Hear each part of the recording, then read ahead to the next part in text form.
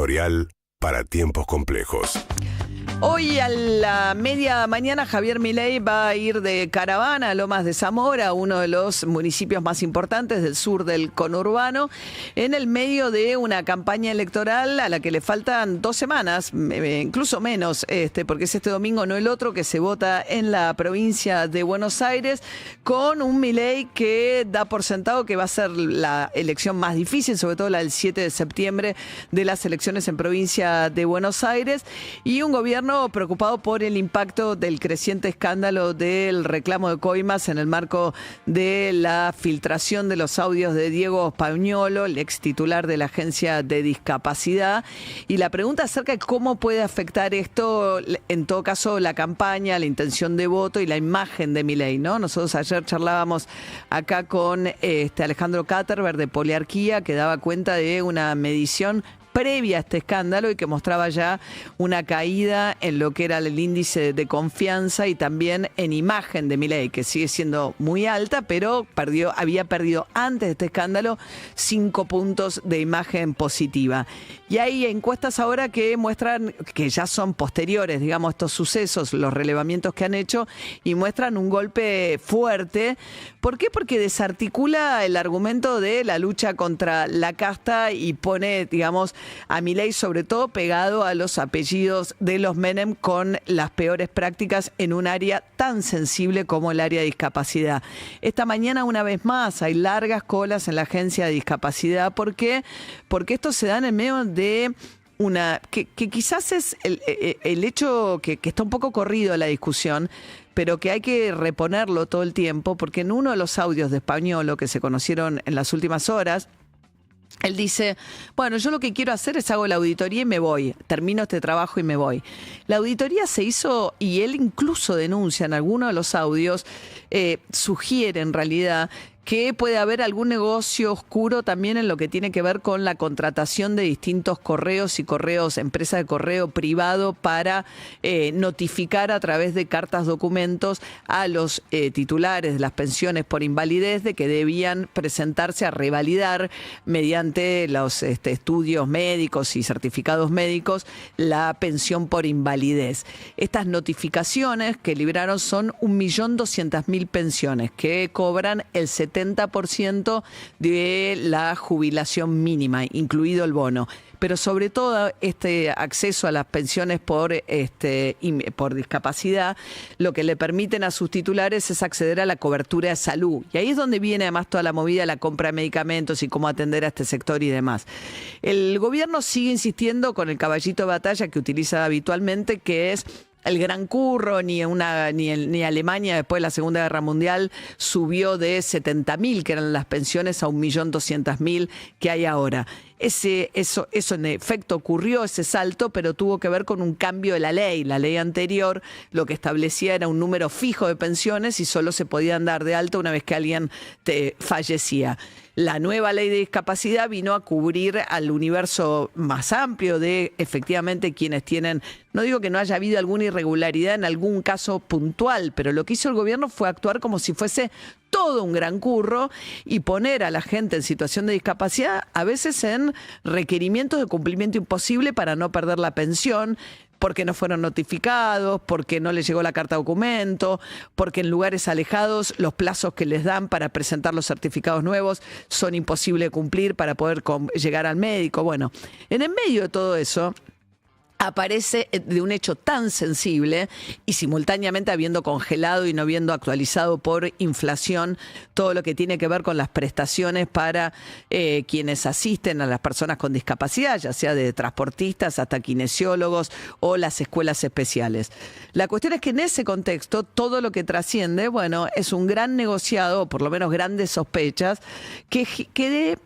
el foco principal de las últimas horas está puesto sobre Lule Menem. La mano derecha Karina Milei, el número 2 de la Secretaría General de la Presidencia, 20 años secretario privado Eduardo Menem. Eduardo Menem quizá para las nuevas generaciones no lo tienen muy ubicado, pero es el hermano del fallecido presidente Carlos Menem. Durante 10 años fue una figura central del Senado, porque su hermano era presidente y él manejaba el Senado. Después vino el reinado un poco de Pichetto en el Senado durante las presidencias de Néstor y Cristina Fernández de Kirchner. Anteriormente ese rol fundamental en el Senado lo había tenido Eduardo Menem. Lule Menem era su mano derecha. Siempre fue operador político, siempre estuvo en las sombras de la política nacional y riojana, no ha tenido otro desempeño en el sector privado, que ha sido toda su carrera en el sector público, y de un papel como que pasaba un poco inadvertido, pasó a tener este rol muy importante como mano derecha de Karina Milei. De hecho, lo eligen a Martín Menem, que es primo hermano de Lule, hijo sí, Martín Menem, de Eduardo Menem, como presidente de la Cámara de Diputados. La cuestión es que Lule Menem, a partir de estos audios en los que decía Diego Españolo, que sigue siendo como un eslabón suelto, la justicia logró abrirle el teléfono para sacarle la información. Aparentemente, por lo que trasciende, hay mucho mensaje que ha sido borrado. No se sabe qué actitud va a tomar cuando, si es que la justicia probablemente lo va a llamar a declarar, qué es lo que va a decir respecto a los audios, si va a buscar ser colaborador de la justicia o si va a buscar defenderse, porque en todo caso, si él tenía conocimiento de irregularidades, en tanto funcionario público, debió haber hecho esa denuncia. Nadie sabe qué va a pasar con Diego Españolo, el gobierno tampoco. Lo que más le preocupa ahora mismo al gobierno es la posibilidad de que aparezca un video sobre el cual habló Carlos Pañi el lunes a la noche en Odisea, que pone a Lule en contacto directo con los Kovalevker. Los Kovalevker son la tercera generación de esta droguería llamada Suizo-Argentina, que según Españolo era la encargada de hacer como la vaquita entre los proveedores de la agencia de discapacidad para pagar la coima que Karina y Lule, según dice Españolo, subieron del 5 al 8%. Porque Suizo-Argentina no es directamente proveedora, pero aparece como el rol de la recaudadora de las coimas. Después, bueno, cuando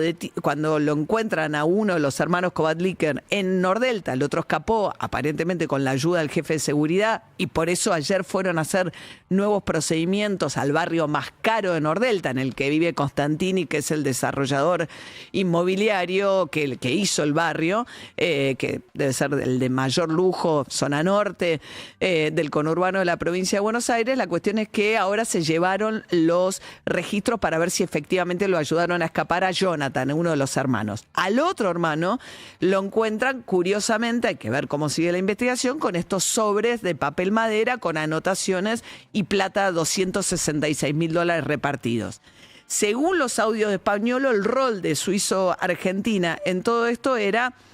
juntar la plata y subirla. ¿A quién? A Lule Menem y así a Karina Menem, a Karina Milei.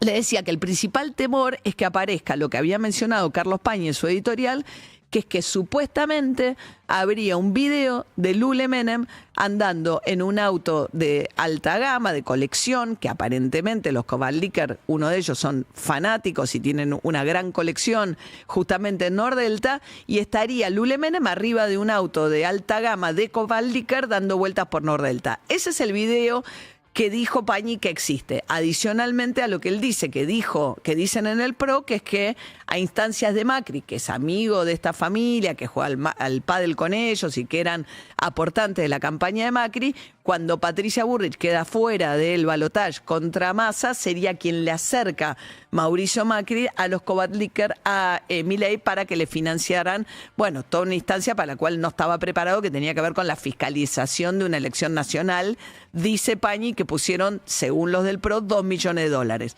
Con lo cual vos tendrías una familia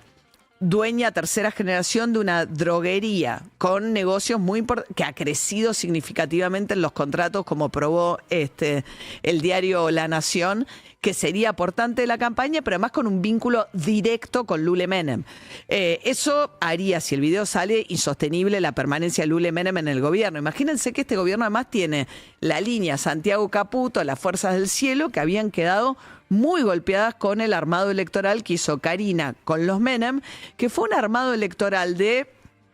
un poco vamos por todo, en el sentido de imponemos nuestros candidatos o se someten a nuestras reglas y aceptan lo que le damos nosotros dentro de las listas o no cerramos, vamos solos. De hecho, fue muy poco lo que le dieron al PRO en la Ciudad de Buenos Aires, por ejemplo. Esa es la estrategia que, según la Fuerza del Cielo, Santiago Caputo y compañía, les está generando el problema político que tienen hoy en el Congreso. El gobierno se la pasa diciendo cuca, cuca, cuca, todo esto es culpa de los cuca, pero los cucas siempre votaron igual en el Congreso desde que llegó Milei al poder. Lo que cambió fueron los que se sumaron en algunos casos para impulsar desde el veto a la insistencia, digamos, ante el veto a la ley de emergencia en discapacidad, al Garham y todos esos temas. Entonces, ¿qué dicen también el otra ala del gobierno? No solamente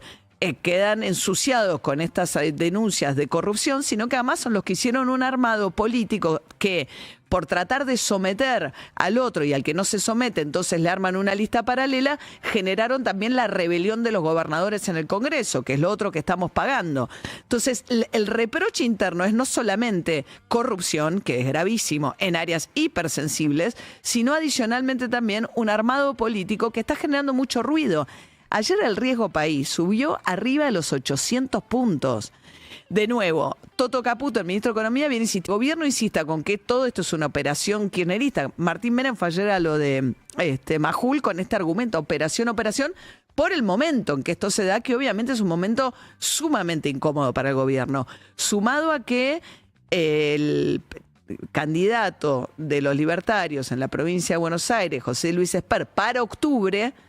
es nada menos que el que introduce a Spagnolo, y está lleno de evidencias en sus redes sociales de la relación íntima, familiar, cercanísima que tenían entre los dos, y es el propio Esper el que mete a Spagnolo en el entorno de Milei. Después se hace íntimo de Milei, va un montón a Olivos, se vuelve su abogado personal, tenía un permiso de representación, un poder Spagnolo de octubre del año pasado, lo habrá revocado Milei en estas horas. Hasta ahora lo que hace Milei es decir cuca, cuca, cuca, y retuiteó un comunicado de Lule Menem que dice que ellos no tienen nada que ver, que es una operación política, y de una manera insólita, ayer Milei, que está especialmente callado en Twitter,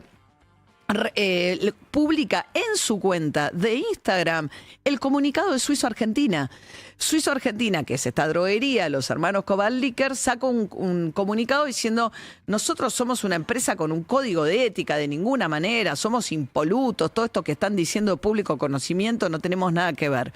Código de ética, en todo caso, es algo que ellos imponen a sí mismos, como en compañía, no quiere decir que todos la cumplan, pero ese comunicado de Suizo Argentina, Milei lo hace propio. Hace propia la desmentida de Lule Menem y hace propio el comunicado de Suizo Argentina, buscando frenar un escándalo que, bueno, frente a una justicia que está muy activa, pero muy activa en esta dupla de la que venimos hablando, del juez Casanelo junto